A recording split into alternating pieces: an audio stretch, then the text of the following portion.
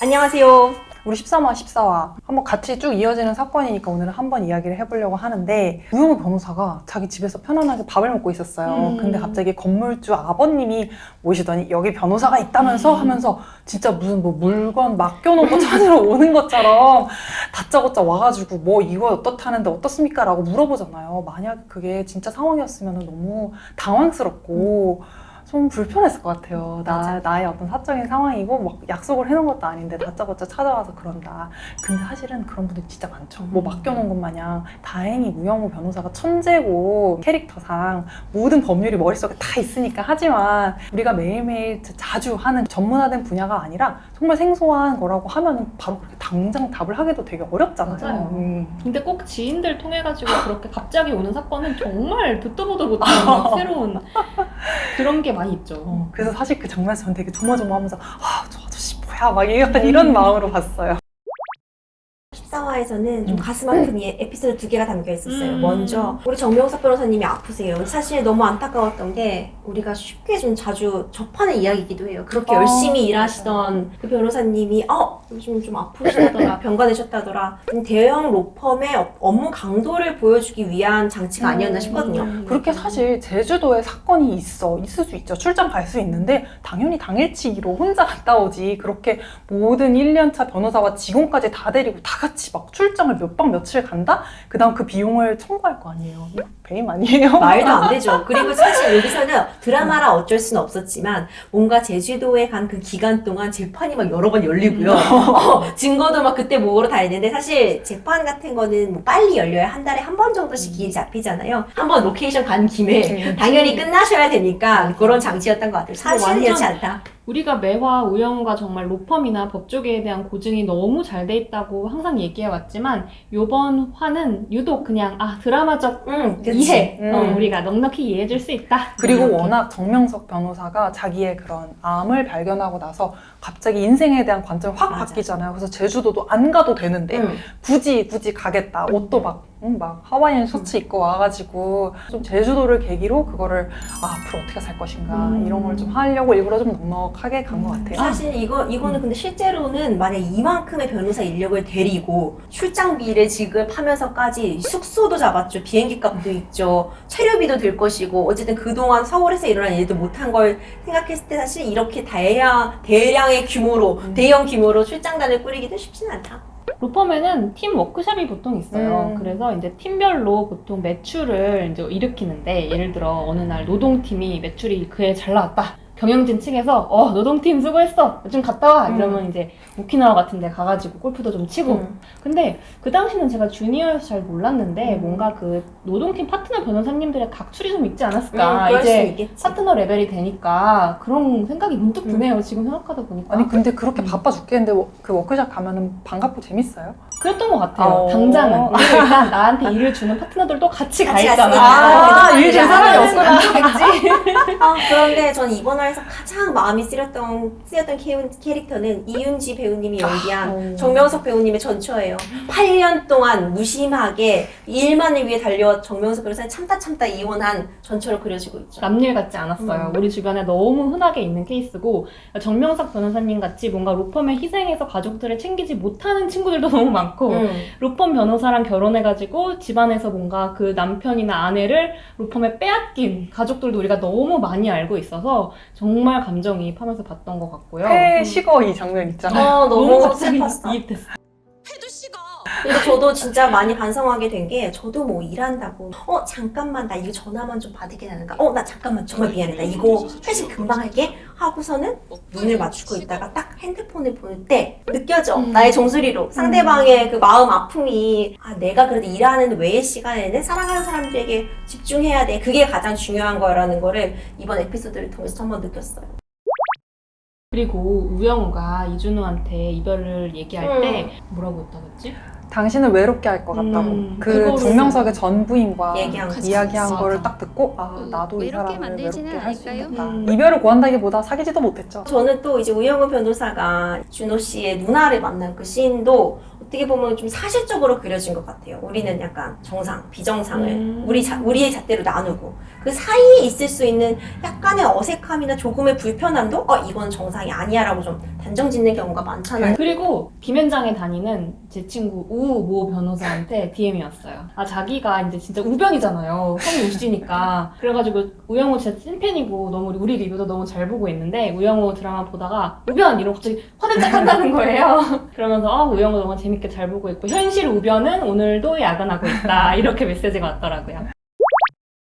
절 얘기 한번 해볼까요? 절 얘기해야죠. 네. 이 부분 시청자들이 궁금해할 수 있겠다 싶었던 게 처음에 계속 나는 문화재를 관람하지 않는데 왜 그걸 내야 되냐라는 주장을 처음에 하다가 마지막 이제 뒷부분에 가서는 또 우영우 변호사가 고래를 쫙 보면서 이것은 곡물이었어 하면서 뭔가 새로운 주장을 펼치고 거기다 재판부터 끄덕끄덕하고 딱 마무리되잖아요. 요거 한번 설명을 간단하게 해볼까요? 실제로 유사한 케이스가 예전에 있었었어요. 20년 정도 전에 있었던 케이스인데 부당이득 반환 청구를 하죠. 그때도 1,000원 정도의 입장료, 유사한 정도의 케이스였는데 1심에서는 이거 반환할 필요 없다. 그리고 이제 2심과 3심에서는 반환해야 된다. 왜냐하면 그 이유가 해당 케이스에서는 도로만을 이용하려는 자와 문화재를 관람하려는 자를 구분할 수가 없기 때문에 뭐 이제 이런 논지로 나왔었는데 우리 케이스에서는 이제 우영우 변호사가 돌고래를 보면서 아니, 도로는 자유롭게 통행을 할 수 있는 권리가 있는 거다라는 걸 인정받아서 어쨌든 승소를 하게 됐죠.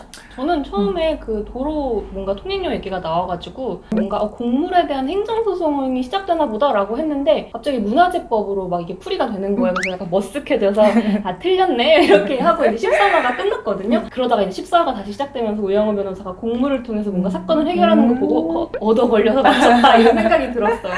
우리도 사건을 수행하다 보면은 그걸 의도한 건 아닌데 사건이 또 훅 이렇게 풀려가지고 맞아. 잘 풀리는 경우도 사실 있잖아요. 이번에도 좀 그런 그런 거였던 거였던 것 같아요. 저는 이 절 사건이 말해주고 싶었던 건 절대적으로 맞고 절대적으로 틀린 게 없다는 걸 보여주고 싶은 것 같다고 생각을 했거든요. 사실 절의 주장이 또 다 맞는 부분이 충분히 그렇죠. 있어요. 그러니까 이게 개개인의 그 통행객들이랑 싸울 문제가 아니잖아요. 하잖아요. 그래서 그게 결국 제3의 해결책이 필요했던 거잖아요. 절은 사실 자기가 절 재산인데 그거를 뭐 나라에서 도로를 내가지고 사람들이 지금 통행을 하면서 많은 사람들이 쓰레기도 버릴 것이고요. 또 왔다 갔다 하면서 환경오염도 있을 것이고요. 사람이 오지 않기를 바란다는 그런 입장. 그리고 문화재에 대해서 징수료를 받는 건 또 맞는 법적 근거가 있는 거잖아요. 절의 입장도 충분히 이해가 가고 아니 난 진짜 지나만 갔어요. 도로를 지나간 거라고 말하는 국민들의 입장도 맞는데 사실 이 둘이 싸울 문제가 아니라 결국 다 관계 부처들이 협의를 해서 절에겐 적절한 보상을 하고 국민들은 무상으로 지나갈 수 있는 방법을 제시하는 게 맞는 해결책이었던 거잖아요.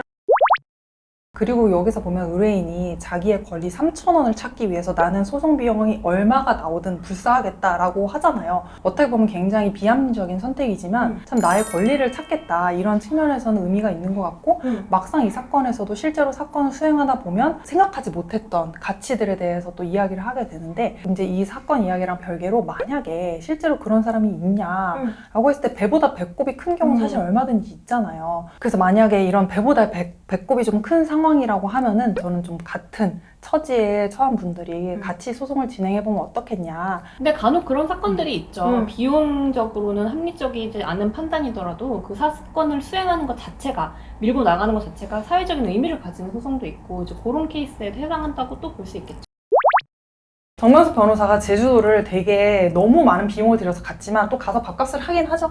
굉장히 많은 그 절도 나중에도 영업을 엄청 열심히 해요. 절도 수임하고 그 다음에 또 이제 국수, 행운국수냐 행복국수냐 이제 자기의 추억이 어린 거기를 갔는데 우리 행운국수 행복국수 얘기 한번 해볼까요? 전 이 케이스 너무 좋았던 게 제가 골고루 다루고 있어 좋다 그랬잖아요. 근데 진짜 많은 소상공인 분들이 이 케이스를 가지고 실제로 분쟁이 굉장히 많거든요. 맞아요. 그런데 그것도 정면으로 다뤄줘서 너무 좋았어요. 행복국수, 행복국수. 한쪽이 좀 뜨니까. 사실 누구나 그렇죠. 장사, 저거 잘 되네? 하니까 그 인근에서 유사한 상호로 또 유사한 제품군으로 개업하는 사례가 사실 정말 많죠. 최근에 제일 이슈됐던 건 뭐 돈가스 사건 아닌가요? 그래서 크게 이제 이런 사고가 비슷한 거를 바로 이 근처에 냈을 때 여기서도 이 사장님이 행복국수 사장님이 상표 등록 안 해놨으니 난 할 수 있는 게 없어라고 지레 포기를 하죠. 그래서 크게 두 가지로 나눠볼 수 있을 것 같아요. 상표 등록을 한 경우, 안 한 경우. 했다면 당연히 상표법에 따라서 권리를 구제를 받을 수가 있는데 상표 등록을 하지 않았다고 하더라도 내가 국내에서 알려져 있고 타인이 그거를 함부로 동일 유사한 상호나 상표나 이런 것들을 써가지고 다른 소비자들에게 혼란을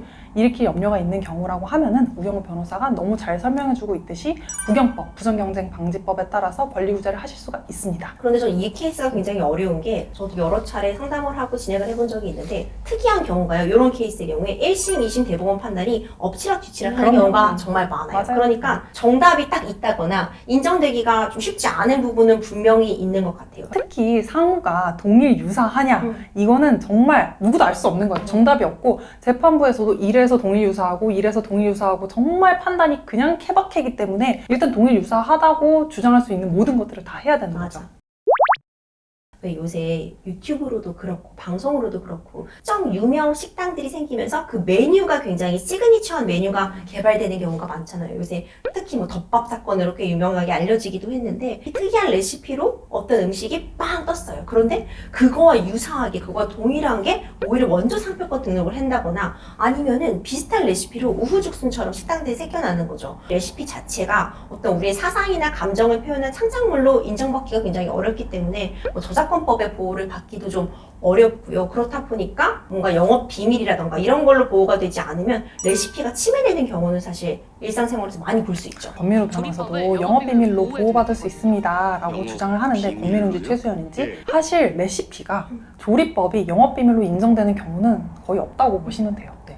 최근에 권민우가 약 팔았네. 걔네들이 사가지고 영업을 잘하더라고. 영업을 잘하고 약 팔았네. 근데 보면서 저 현실적으로 진짜 어려울 텐데 우제 떡볶이 있잖아요. 우제 떡볶이라는 게 갑자기 최근에 빵 뜬 그런 레시피인데 요게 보니까 물이랑 휘핑크림 그다음에 뭐 우유도 섞어야 되고 뭐 기존 떡볶이 소스에 카레 소스까지 들어가더라고요. 그래서 이런 것들을 몇 대 몇으로 배합했냐 요게 보호받아야 된다. 원조라고 하는 곳이 주장을 했지만 결국에는 인정이 안 됐죠. 인정이 된 케이스에서는 이제 특허를 등록한 게 인정이 된 건 우리가 많이 먹는 특정 계란 샌드위치가 있어요. 약간 그 계란이 몽실몽실함이 시그니처인 그런 계란 샌드위치. 드라마에 많이 나오는 그게 이제 나오기 전에 특허 출원을 해버린 거죠. 20년은 적어도 보호를 받은 거죠. 근데 특허를 출원하면 대신 레시피가 공개되게 되는 거예요. 그리고 모든 그런 레시피가 특허로 출원할 수 있는 게 아니라 굉장히 새로운 방식. 예를 들어서 빵 대신 밥버거 이런 방식이었던 건 굉장히 신규성이 인정이 되고 확장성이 인정돼야 특허로 될 수도 있다는 점까지 말씀드릴 수 있을 것 같아요. 네. 양날의 검이네요. 그렇네.